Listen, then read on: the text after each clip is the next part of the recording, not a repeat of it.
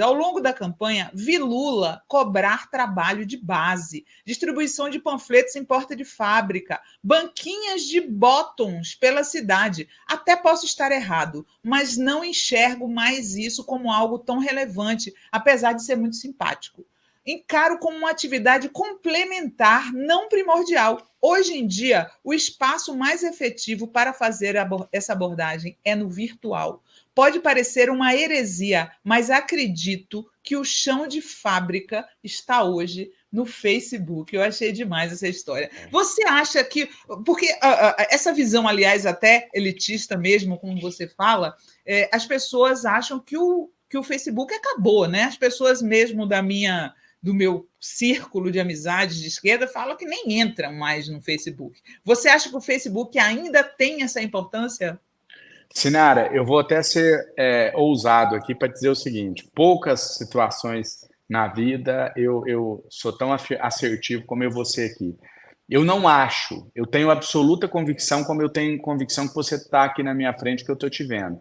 Sabe por quê? E aí o nosso campo também, às vezes, adere ao negacionismo. Por que eu falei com tanta convicção e estou falando que isso aqui é um fato, não depende de opinião. Ninguém tem condições de opinar o contrário. Pelo seguinte, isso aqui não é uma análise subjetiva, são números. Quem contraria números está sendo negacionista. Os números mostram que o Facebook é a maior rede, mas é a maior disparado.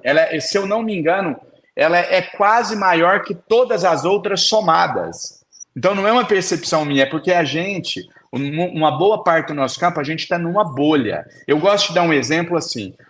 Quando eu fui pré-candidato a presidente da República, se eu fosse na minha cidade natal, no meu entorno, nos meus familiares, em quem você vai votar? De 10 que eu perguntasse, 10 ia falar Janones. E aí eu vou criar uma realidade paralela, falar, não, mas eu perguntei 10 pessoas, os 10 falaram que iam votar em mim. Óbvio, eu estou numa amostragem que ela é só minha, né? Uma amostragem viciada.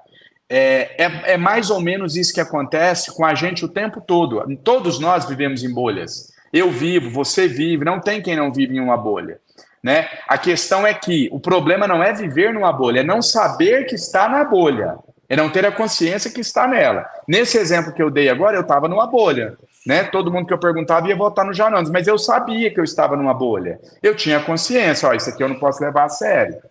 Eu não posso levar isso aqui a sério, porque eu estou me utilizando de uma amostragem viciada. Então, o Facebook é numericamente comprovado que é de longe a maior rede. Os formadores de opinião não estão lá. Quem está lá é a base da pirâmide. Então, a gente tem uma falsa percepção, dependendo do meio onde a gente vive, que o Twitter, por exemplo, é a maior das redes, né? O que você publica no Facebook voa abaixo do radar, ele não vai para a grande mídia, porque é uma rede onde os formadores de opinião não estão. Então, lá não está o jornalista, não está o artista, não está o agente cultural, então é mais difícil de replicar fora.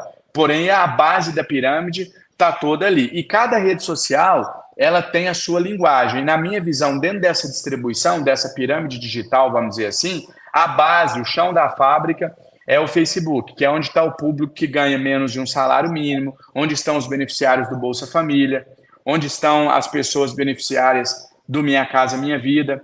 Elas estão no Facebook. Só para finalizar, remetendo à sua fala sobre o trecho do livro onde eu cito a observação do presidente Lula em relação à porta da fábrica e etc., eu entendo, Sinara, que eu costumo usar a seguinte expressão: nós não estamos mais na era da política do ou, não é esse método ou aquele método, é a política do e. Então não é usar a rede social ou a televisão, não é fazer o material cru, como dizem, né?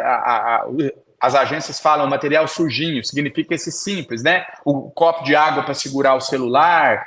Aqui agora, por exemplo, eu estou com você aqui num quarto de um hotel, no meio de uma viagem. Isso daqui é o que eles chamam de o vídeo sujinho, né? Simplesinho e tal.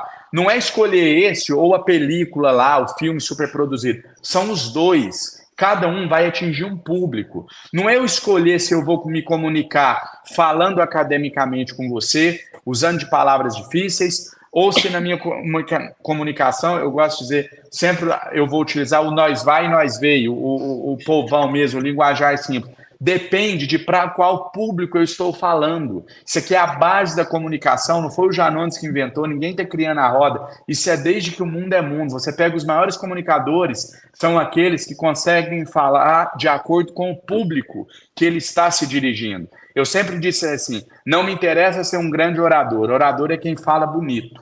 Eu desejo ser sempre um grande comunicador. Comunicador é quem é entendido. Eu quero ser entendido.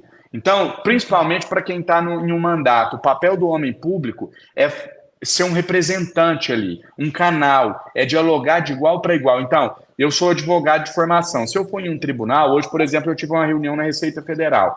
Eu tenho um entendimento razoável de direito tributário, então eu utilizei um linguajar de direito tributário, um linguajar jurídico. Eu estou falando aqui com você com outro linguajar, com uma profundidade maior, né? Se eu for para o Facebook agora, você não vai me reconhecer. Esse não é o Janones que está dando a entrevista, é outro cara. Mas então, se é um personagem, todos nós somos um personagem, né? A nossa essência é que precisa ser verdadeira. Então, eu vou comunicar a mesma coisa, a essência é a mesma. Só vai mudar o traje que eu vou utilizar, o personagem. Então, lá vai ser o cara com o colete fiscal, que bate na mesa, que grita e tal. Por quê? Porque é um público que tem uma condição financeira limitada, só fazer um parênteses aqui. Sabe por que o Facebook é onde estão as pessoas mais simples, Sinara? Por um motivo muito simples. Muita gente não sabe o motivo, né? Por que o povão está no Facebook? Será que o pobre só gosta de Facebook? Não, tem um motivo. É muito fácil da gente explicar. É porque a maioria dos planos das operadoras, elas ofertam gratuitamente, a única rede social que elas ofertam gratuitamente é o Facebook. Então tem toda uma questão social envolvida do porquê que essas pessoas estão lá. Porque é a única rede que elas têm. E por que quando o Janones está lá, ele entra num vídeo gritando, dando tapa na mesa e fala em 2 minutos, e aqui ele está falando calmamente? Será que é porque ele entende que aquelas pessoas têm menos capacidade cognitiva e tal? Não.